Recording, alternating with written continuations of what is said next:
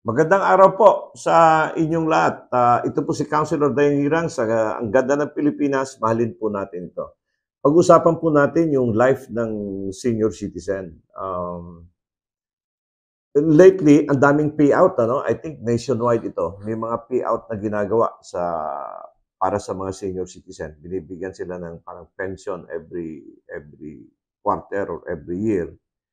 And tinutulungan po natin sila kasi every morning, upon the request, dahil tayo, bago lang tayo, nag-60, so member din tayo na senior citizen. Maraming request na minsan malayo, nagta-travel pa sila, no? Dinadala sila sa isang gymnasium, pinapapunta sila, then early in the morning.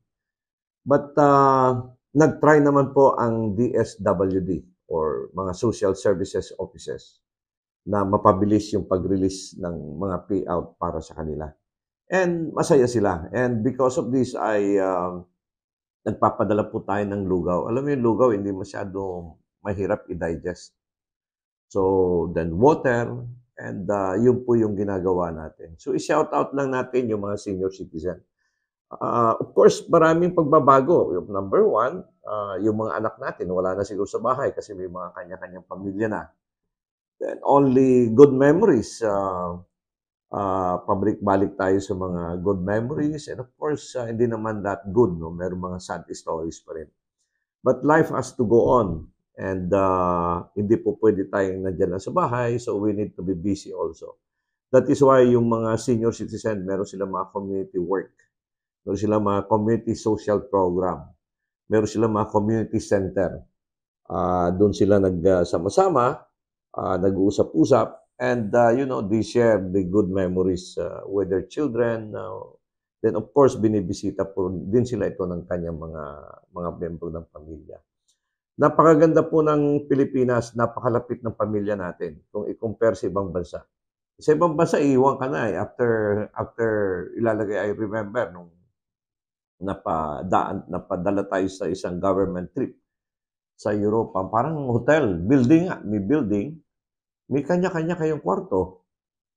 Then, binibisitahan lang kayo. Very lonely na iiwan ka doon. Yun yung mga buhay ng senior citizen. But here in the Philippines, minsan kahit paano, kahit anong hirap, ay binibigyan tayo ng mga katulong. Yung meron, can afford. Then, regularly ay nagbibideo, nakakausap. Yung po ang napakaganda sa Pilipinas, very close, tight yung family. Then, minsan sumasama tayo sa mga gathering ng mga anak natin. May mga birthday, kasali tayo sa beaches, pupunta tayo sa mga beach, pupunta tayo sa mga swimming pool. Minsan, kahit paano, nakaupo lang tayo sa tabi, pero masaya na tayo, nakikita natin yung ating pamilya. Yung po ang napakaganda ng Pilipinas. Sana po, sa politika, ganun din.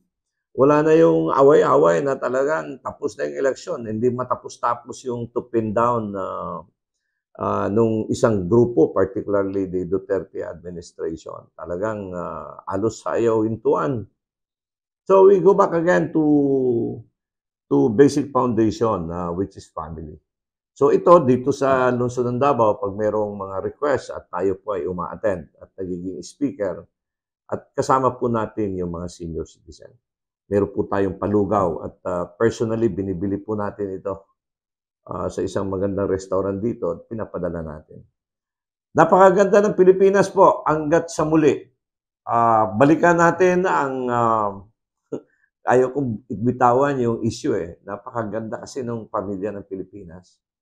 And nandyan yung lula natin, yung mga parents, kasabay natin. Mahalin po natin yung ating pamilya. Yung mga senior citizen, mabuhay po kayo.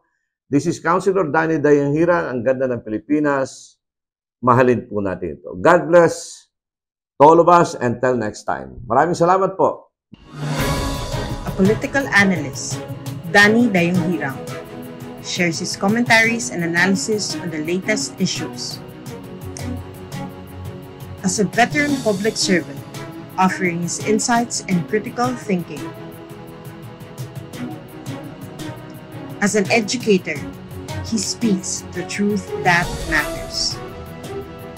Our seasoned legislator, Danny Dayang Hirang, is live every Monday, Wednesday, and Fridays at 6:30 to 7:30 p.m. via Facebook. Follow us on our social media platforms for more details. Mahalin natin ang Pilipinas.